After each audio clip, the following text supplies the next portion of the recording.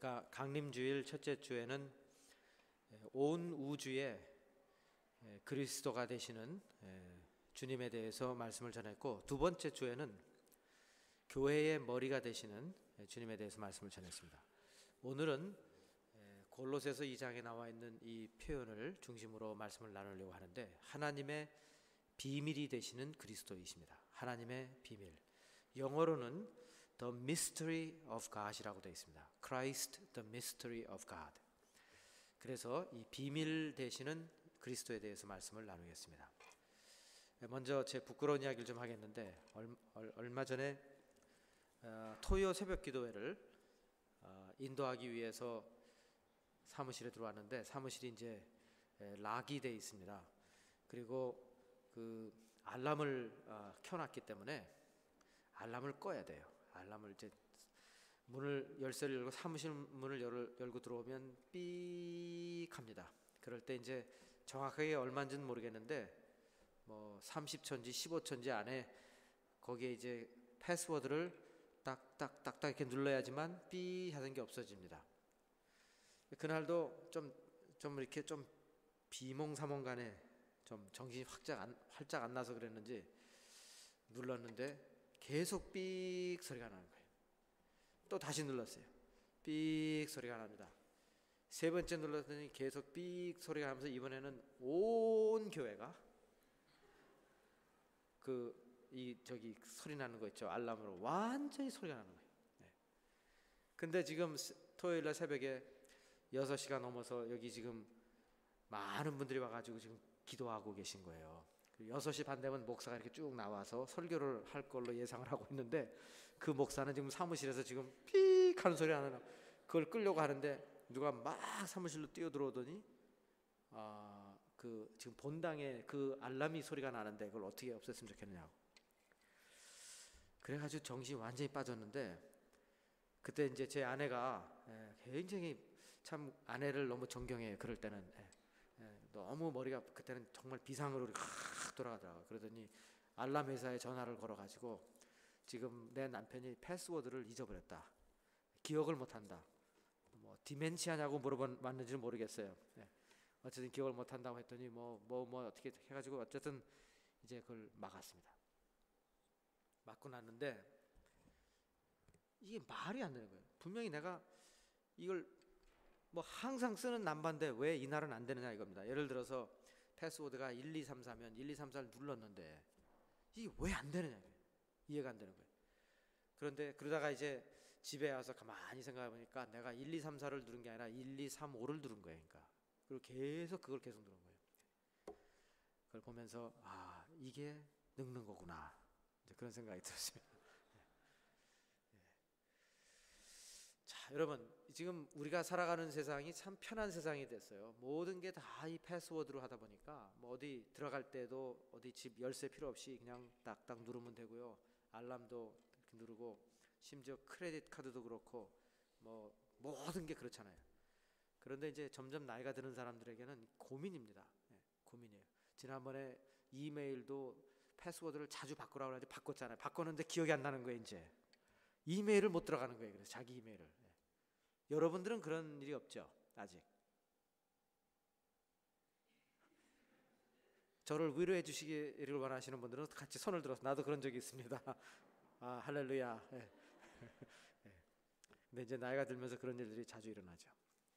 자, 여러분, 왜 우리 사회는 이렇게 비밀이 많은 사회가 됐을까요? 패스워드를 넣어야 또 들어가고 하는 왜 이런 사회로 점점 변할까? 이 비밀이라는 게 뭘까?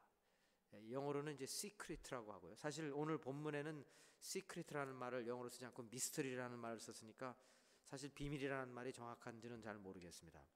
그런데 비밀이 있다는 것은 무엇을 전제로 하냐면 그 안에 뭔가 값어치 있는 게 있다, 그런 얘기입니다. 그렇기 때문에 모든 사람이 이걸 다 함께 나누거나 쉽게 들어오거나 이걸 원하지 않는다, 그런 뜻입니다.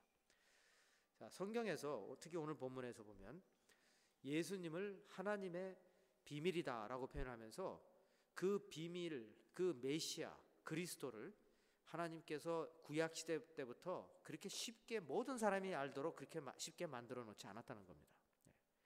그래서 이 하나님의 비밀인데 이 비밀이 이제에 와서야 우리에게 보여주셨다. 이렇게 설명을 합니다. 오늘 본문 다시 한번 볼까요? 우리 골로새서 2장 1절부터 5절까지 우리가 읽었는데, 사실은 이 패시지가, 이 컨텍스트가 1장 24절부터 시작합니다. 이 1장 24절부터 2장 5절까지가 이제 한 컨텍스트로 쭉 내려오는데, 26절, 27절 여기 보시면 비밀이라는 단어가 3번이나 나옵니다. 이 비밀은 만세와 만대로부터 감춰져 있고, 이렇게 되어 있고요. All ages and all generations, it has been hidden. 이 비밀은, 또 이 비밀의 영광이 이방인 가운데 얼마나 풍성한지를 알게 하려 하십니다. 이 비밀은 너희 안에 계신 그리스도시니 곧 영광의 소망이라. 이 미스터리, 이 말이 자꾸 나오고, 또 2장으로 가서 2장 2절에서도 하나님의 비밀인 그리스도를 깨닫게 하려 합니다. 이렇게 나와 있습니다. 비밀이라는 말을 많이 쓰고 있는데, 아까도 말씀드렸지만 비밀이라는 단어에는 그 안에 뭔가 중요하다는 것이 있다는 것을 전제한다, 프리서포즈 한다라고 우리가 말할 수 있겠습니다. 그래서 칼빈은 뭐라고 말을 했냐면, 이 그리스도는 불신앙의 세계에서는 늘 비밀로 남아있다. 그러니까 믿지 않는 사람들에게는 to the unbelievers, Christ is always mysterious. 잘 모르겠는 거예요. 도대체 크라이스트가 뭐냐. 비밀스러운 겁니다. 그런데 바울은 오늘 본문에서 우리에게 good news가 있다고 말합니다. The good news is that this mystery of God has been revealed to us. 이 하나님의 비밀이 우리에게 이제는 나타났다는 것입니다. 자, 그래서 예수님께서 이 땅에 오셔서 아기 예수로 오셨을 때 그 모습을 처음 본 사람들이 있었습니다. 얼마나 영광스러운 자리에 있었는지 모릅니다. 그 예수를 처음 본 사람들.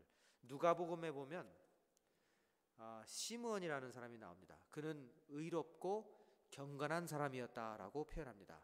그리고 그는 이스라엘의 위로를 기다리는 사람이었다라고 나와 있습니다. 이 표현은 무슨 표현이냐면 이사야서 40장의 레퍼런스를 둔 표현인데, Comfort my people, comfort my people. Isaiah chapter 40에서 나오죠. 지금 이스라엘 민족이 바벨론으로 포로로 끌려가고, 이제 그 포로에서 다시 해방되는 그런 그 아주 굿 뉴스를 선포하면서 이제 이런 날이 올 거라는 거예요. 그러면서 이 내 민족을 컴포트하라는 그런 말입니다. 결국 이런 일들이 일어나기 위해서는 이제 앞으로 메시아가 오신다는 것을 포인팅하는 겁니다. 그래서 시므온이라는 사람이 예루살렘에서 이스라엘의 위로를 기다리고 있었다. 이 말은 무슨 말이냐면, 즉 지금 로마에 의해서 억압을 받고 있는 이 이스라엘 민족을 이제 구출해 줄 메시아를 기다리고 있다, 그런 말입니다. 시므온이 하나님께 기도하면서, 하나님 언제 메시아가, 약속의 메시아가 우리에게 오실 것입니까? 그가 성령 충만했을 때 하나님께서 약속을 하셨습니다. 내 두 눈으로 이 메시아를 볼 때까지 너는 절대로 죽지 않을 것이다. 그래서 그가 기대감을 갖고 메시아를 정말 보기를 원했던 것입니다. 예수님, 아기 예수님이 탄생하셨고, 그리고 이제 유대교의 관습대로 8일 만에 할례를 받기 위해서 아기 예수가 부모님 요셉과 마리아의 품에 안겨서 예루살렘 성전을 이제 들어오게 됩니다. 막 들어오는데 그 아기를 보는 순간 하나님께서 시몬에게 말씀하시는 겁니다. 바로 이 아기가 메시아다. 그래서 거기서 시몬이 이런 고백을 합니다. 오 주여, 내 두 눈이 메시아를 보았습니다. 그러므로 이제 이 종을 풀어주시고 데려가 주십시오. 너무 감사하다는 겁니다. 또 그때에 또 한 여인이 있었습니다. 안나라는 여인이 있었는데 그는 아주 젊어서 과부가 되었다라고 성경에 말합니다. 그러니까 꽤 오랜 동안을 혼자 살았습니다. 기도를 많이 한 사람입니다. 그래서 그의 타이틀이 선지자입니다. 프로페테스입니다. 84세가 되었을 때 하나님께서 그에게 또 말씀을 주셨어요. 그래서 메시아를 보게 됩니다. 메시아를 보고 나서 그의 막 가슴이 두근두근 거리면서 사람들에게 메시아를 선포하게 됩니다. 이렇게 구약 시대에서는 그 메시아의 오심에 대해서 잘 모르고 예언을 하는 사람들이 많이 있었죠. 그러나 신약으로 오면서 예수님 당시에 그 메시아를 직접 보았다는 것이야말로 얼마나 큰 영광인지 모릅니다. 여러분, 감사하는 것은 우리는 이제 그 메시아가 오신 그 이후의 시대를 살고 있기 때문에 the mystery of God has been revealed to us. 우리는 이제 그 미스터리를 알고 있는 그 미스터리 안으로 들어간 사람들인 것을 기뻐하시기 바랍니다. 이 올 테스트먼트 타임에는 그 많은 사람들이 알고 싶었지만 몰랐던 것입니다. 그런데 이제 신약으로 오면서 우리는 그 미스터리를 알게 되었습니다. 그래서 사도 바울이 지금 본문에서 골로새서에서 강하게 외치고자 하는 것은 무엇이냐면, 여러분, 하나님의 비밀인 The Mystery of God이신 예수 그리스도를 확실히 아시고 예수 그리스도를 체험하고 그리스도 안에서 온전한 자로 세우심을 받으십시오라고 말하고 있는 것입니다. 여러분 1장 28절을 보시고 함께 읽겠습니다. 28절만 같이 읽겠습니다. 시작. 우리가 그를 전파하여 각 사람을 권하고 모든 지혜로 각 사람을 가르침은 각 사람을 그리스도 안에서 완전한 자로 세우려 함이니. 이렇게 되어 있습니다. 자, 여기 완전한 자라는 말이 있잖아요. 이 표현이 영어로는 어떻게 보면 이제 perfect라는 이런 이제 표현을 쓰고 있는데, 이 말의 뜻은 또 무엇과 동일하냐면 마지막이라는 뜻도 됩니다. 여기서. 즉 다시 말해서 우리가 지금 예수를 처음 믿을 때 우리의 그 미성숙한 부분들이 있었는데, 매일매일 성화 과정을 지나가면서 하나님 앞에 우리가 이제 주님 앞에 설 때에는 가장 성화된 완벽한 모습으로 서게 되어 있습니다. 지금 바울이 고민하고 스트러글 하는 것은 뭐냐면, 어떻게 해서든지 예수 그리스도를 내가 여러분들에게 전파해서 여러분들을 가르치고 해서 한 사람 한 사람을 그리스도 앞에 퍼펙트하게, 파이널하게, 텔레오스라는 말을 쓰고 있는데요, 파이널하게 그 모습으로 여러분을 주님 앞에 드리고 싶다는 것입니다. 이걸 보면서 저는 참 큰 도전을 받게 되는데, 교회가 어떠한 그 공동체가 커지면 커질수록 자칫하면 우리는 한 공동체를 하나의 숫자로 보게 됩니다. 토론토 영락교회는 몇 명이나 모입니까? 그러면 몇 명쯤 모입니다. 숫자로 보게 되는 거예요. 그러나 골로새서 1장 28절에서 바울이 우리에게 늘 도전하는 것은 교회는 숫자가 아니라는 겁니다. 교회는 하나님의 주님의 몸된 교회는 한 사람 한 사람이 건강하게 한 몸을 이루을 때 그 교회가 되는 것이므로, 절대로 교회는 숫자가 아니에요. 교회는 한 사람 한 사람이 모여서 건강하게 하나님 앞에 만들어져 가야 되는 것입니다. 그렇게 되기 위해서는 여기 있는 모든 성도 한 사람 한 사람이 하나님 앞에 건강하게 세워져야 되고 완전하게 세워져야 될 줄 믿습니다. 바울은 그것을 위해서 29절에 보시면, 내 안에서 역사하시는 그 능력을 따라서 내가 최선을 다해 그 일을 위해서 내가 수고한다라고 말하고 있습니다. 그러므로 교회는 숫자에 연연해서는 안 돼요. 한 사람 한 사람이 얼마나 건강한가, 그 한 사람을 세우기 위해서 노력을 해야 되고, 여기에 지금 우리가 셀장들이 있잖아요. 셀장의 역할이 바로 그런 겁니다. 한 사람이 온전히 세워지기 위해서 열심히 우리가 최선을 다해야 하는 것입니다. 지금 바울은 로마 감옥에 갇혀 있습니다. 그러면서 그가 2장으로 가서 1절에서 지금 내가 여러분을, 그리고 라오디게아에 있는 여러분들, 내가 직접 볼 수는 없지만 내가 여러분들을 위해서 얼마나 힘을 쓰고 있는지를 알았으면 좋겠습니다. 이렇게 말하고 있어요.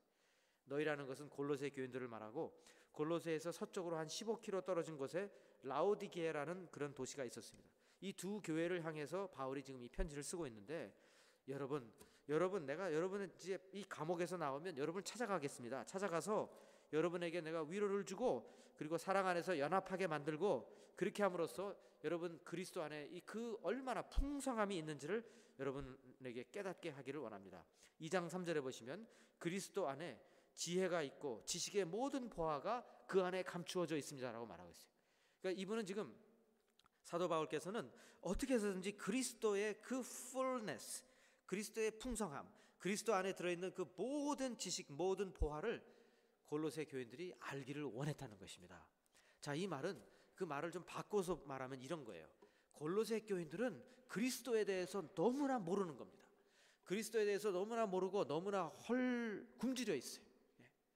그리스도에 대해서는 아주 빈약하고 그런 상태에 와 있다 이것입니다. 그 제가 어렸을 때 참 그 약장사들이 학교를 많이 왔어요. 어렸을 때 아주 오래된 얘기죠. 그러면 그 약장사들이 이제 회충약을 파는 약장사들이 오는데, 그 회충을 말이죠, 유리병에다가 이렇게 다 하나 가득 넣어가지고 그걸 또 이제 이렇게 막 아이들 앞에서 그 뭐 약장사들이 이렇게 목 조금 이렇게 하는 거 있죠. 그러면서 이제 회충약을 사라고 막 그러는데, 그러면서 이제 내가 이 회충을 보여주겠습니다. 그러더니 여러분의 뱃속에도 지금 이런 회충이 꿈틀꿈틀거리고 있습니다. 그러면서 아무리 밥을 먹어봐야 소용이 없어요. 왜? 이 회충들이 영양가를 다 뺏어 먹고 있기 때문에 회충만 살이 뚱뚱 치고 여러분 이렇게 말라가고 배만 이렇게 나옵니다. 그 배 안에는 다 회충들만 있어요. 그럼 막 그냥 막 가슴이 벌렁벌렁하고 막 두근두근해가지고 집에 가서 엄마 나 회충약 사줘 이렇게 되는 거예요. 이제 갑자기 회충 얘기를 왜 했지 내가? 항상 원고에서 이탈하면 이런 사고가 나요. 여러분 설교할 때 원고에서 이탈하면 안 돼. 그 얘기를 하려고 했다. 이 골로새 교회는요, 본질적인 그리스도의 영양분을 섭취한 것이 아니라 마치 회충이나 이런 다른 것들에 의해서 그 영양분이 다 뺏겨 버렸어요. 지금 뭐냐면 골로새 교회는 사실 교회가 영양분을 온전히 먹고 영양분을 온전히 마시면은 우리는 그리스도 안에서 풍성하게 자라는 것이 정상인 것입니다. 그런데 교회 안에서 다른 것들에 의해서 자라는 것처럼 느끼지만 사실은 자라는 게 아니고 회충이 다 빨아먹듯이 그렇게 된다 이겁니다. 예를 들어서 여러분 이 청년 일부가 여러분 여기 모이는 목적이 그리스도에게 그 양분을 얻어 먹기 위해서 여기에 다 모이고 말씀으로 모이고 성령의 그 역사하심으로 모이면은 여러분은 풍성하게 자라는 거예요. 그런데 여기에 여러분이 오는 목적이 다른 목적이 되면 영양분을 다 딴 데로 뺏기게 되는 겁니다. 여기에 보면 어떤 그 공동체의 허구되는 있을지 모르지만 그 안에 영양분이 없는 거예요. 그렇게 되면 그리스도께서 주시는 영양분을 우리가 먹어야지만 영적으로 건강한 사람들이 되는 겁니다. 지금 골로새 교회의 문제는 뭐였냐면 이 교회는 많은 이단들이 득실득실거리고 있었습니다. 2장 8절 한번 보십시오. 2장 8절에 누가 철학과 헛된 속임수로 너희를 사로잡을까 주의하라. 이것은 사람의 전통과 세상의 초등학문을 따름이요 그리스도를 따름이 아니니라. 이렇게 되어 있어요. 그러니까 이 교회는 지금 어떠한 철학이 들어와 있고 속임수가 들어와 있고 사람의 전통이 들어와 있고 세상의 초등학문이 들어와 있다 이겁니다. 그러다 보니까 진작 있어야 될 그리스도의 풍성함과 그리스도의 충만함은 없어요. 교회가 모습은 있어요. 사람들이 모이고 있어요. 그렇지만 그리스도의 영양분을 취하지 않고 있기 때문에 상당히 위험한 상황으로 가고 있었다는 것입니다. 그래서 바울은 그리스도를 계속해서 여기서 지금 가르치고 그리스도 안에서 여러분이 세움을 받으십시오라고 말을 하고 있는 것입니다. 여러분 그때나 지금이나 교회 안에는 이렇게 잘못된 악한 영들이 들어옵니다. 이단이 득실거리는 오늘날도 그래요. 오늘날도 교회의 성도들을 자꾸 이단에 있는 사람들이 자꾸 뺏어가고 그리고 이단적인 사람들이 뺏어가고 그럽니다. 대표적인 케이스가 한국의 신천지예요. 신천지는 정말 아주 회충 같은 그런 겁니다. 들어와서 다 뺏어가요. 그것도 기존 교회만을 들어와서 뺏어가는 거예요. 아주 이게 못된 겁니다. 한국의 강북에 큰 교회가 있어요. 아주 수천 명이 모이는 교회가 있는데 이 교회가 리더십에 문제가 생겨가지고 막 서로 싸우게 됐습니다. 심하게 싸우고 법정 소송으로 막 이렇게 가게 됐어요. 막 그렇게 되니까 교인들은 너무 골치가 아픈 거예요. 막 이쪽 얘기도 듣고 싶지 않고 저쪽 얘기도 듣고 싶지 않은 거예요. 자, 이걸 노려가지고 신천지에서 특공대를 거기다가 투입시키는 겁니다. 특공대라는 게 뭐냐면 철저하게 훈련을 받은 사람들이에요. 들어왔어요. 그래가지고 그들이 이제 산 옮기기 작전을 시도하는 거예요. 그 신천지에는 게릴라 작전이 몇 가지가 있다고 합니다. 그 중에 하나가 산 옮기기. 산 옮기기가 뭔지 아세요, 여러분? 그 말 그대로 산을 여기에서 일로 옮기는 거예요. 그래서 이 수천 명 모이는 이 강북에 있는 교회를 완전히 송두리째 들어가지고 신천지에다 갖다 놓겠다는 거예요. 간이 보도 한참 보세요. 그래가지고 그 아주 특공대를 보내가지고 이 리더들이 이제 교회에 들어온 거예요. 막 시끄럽게 싸우고 있는데 여기는 아주 뜨거운 사람들이 들어왔고 그리고 신앙이 아주 올바른 사람처럼 보이는 거예요. 아멘 할렐루야. 얼마나 교인들이 볼 때는 리프레싱해요. 막 싸우고 있는데 이 사람 정말 주님 따라가는 것 같은 거예요. 다 따라가는 거예요. 이제 하나씩 거길 따라가는 거예요. 근데 한참 따라가다 보니까 신천지로 데려가는 거예요. 이상하다 이겁니다. 그 사람들이 이건 아니지 않느냐 정신 바짝 차린 거예요. 그 신천지 웹사이트에 들어가면요, 아주 기고만장합니다. 기고만장해.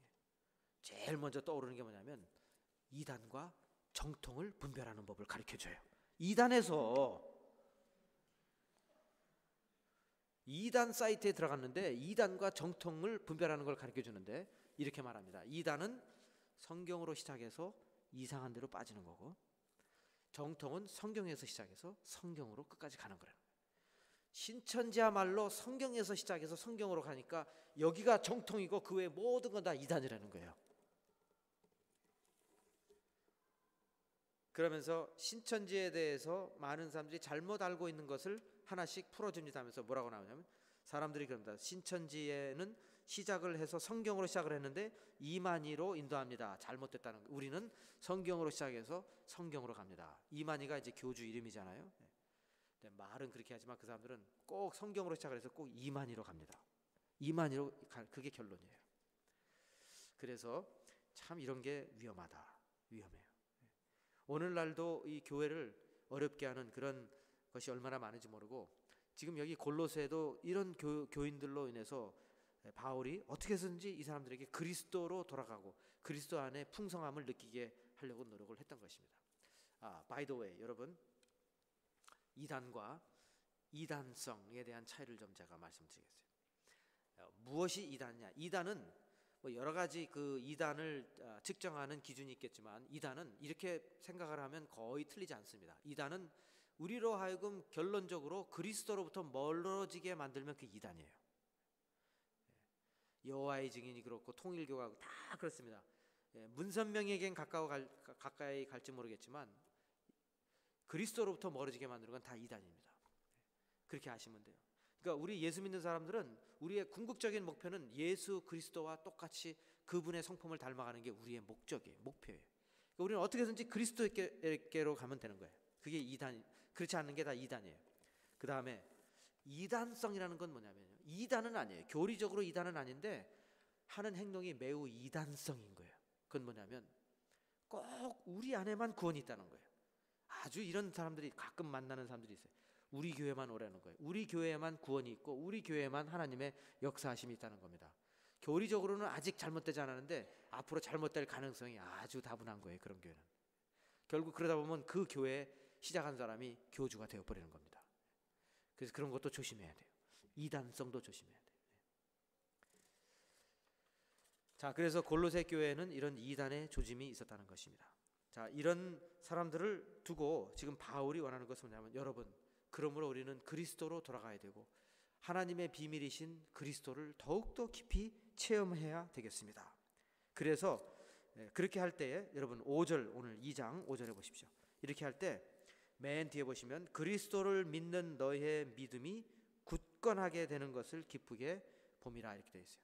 그러니까 믿음이 흔들리지 않으려면 우리는 그리스도의 비밀 속으로 깊이 들어가야 한다는 것입니다. 자, 아까도 그 패스워드의 그 일러스트레이션을 말씀을 드렸는데, 우리는 패스워드를 갖고 있으면 우리는 안으로 들어가는 거예요. 근데 너무나 안타까운 게 뭐냐면, 많은 그리스도인들이 패스워드를 갖고 하나님의 미스터리 안으로 들어갔는데 그 미스터리에 대해서 더 깊이 깨달으려고 노력을 하지 않는다는 겁니다. 이게 안타까운 거예요. 믿지 않는 사람들은 항상 그 바깥에서 보기 때문에 그리스도는 하나님의 비밀, 그냥 비밀, 닫혀진 비밀로 끝나버립니다. 그러나 우리 예수 믿는 사람들은 그 비밀 안으로 들어간 거예요. 들어갔으면 해를 거듭할수록 그리스도의 사랑의 깊이와 넓이와 높이와 이런 것을 우리가 점점 더 알아야 되는 게 정상인 것입니다. 그렇게 되기 위해서 우리가 더 노력을 해야 합니다. 이제 나이가 든 사람들은 요새 그런 생각을 많이 해요. 나이가 들었다는 것을 어떻게 알 수 있는가? 내가 지금 나이가 들었고 아직 이제 더 이상 젊지 않다는 게, 근데 그건 전혀 여러분 나이하고는 상관이 없다는 거 아세요? 나이하고는 전혀 상관이 없어요. 오해하지 마세요. 제가 여러분보다 더 젊을 수 있습니다. 오해하지 마세요. 그러니까 이 나이가 들었다라고 이 생각을 노인처럼 하는 게 언제냐면요, 더 이상 배우는 게 짜증날 때, 배우고 싶지 않을 때, 새로운 것을 접하는 게 짜증날 때, 그게 바로 노인으로 들어가는 게 그때부터. 그러니까 이제 그러나 이제 나이 아무래도 젊은 사람들은 새로운 거 배우는 게 굉장히 좋아요. 그러니까 새 노래를 배우는 게 좋지, 들은 노래 또 계속 찬양하는 거 별로 좋아하지 않아요. 그런데 대체로 어르신들은 새로운 노래 들으면 짜증내요. 내가 아는 노래 하자는 거예요. 그게 늙었다는 증거입니다. 가서 그렇게 얘기는 하지 마시고 그런 거예요. 그러니까 이제 예를 들면 요새는 뭐 스마트폰이 매년 새로운 게 나오잖아요. 그죠? 그저께 우리 어떤 분이 그 뭐지? 삼성 그 뭐 최신식인데 시계하고 연결된 게 나왔더라고요. 시계로다가 전화를 받아요. 그 뭐 노트북, 노트패드인가 뭐 4인가 5인가 뭐가 나왔는데 그게 굉장히 커요. 그러니까 아무래도 전화로 쓰기에는 좀 부족해. 그러니까 그걸 가방에 넣고 다니고 전화가 올 때는 시계로다가 여보세요 이렇게 가는 거예요. 그리고 또 여기에 카메라까지 달려가지고 사진 찍더라고 이렇게 찍찍하면서. 이러면 사진 찍. 그 요새는 컨트랙을 3년을 안 해준대요. 2년만 한대 2년. 3년 하는 그건 별로 안 좋은 거예요.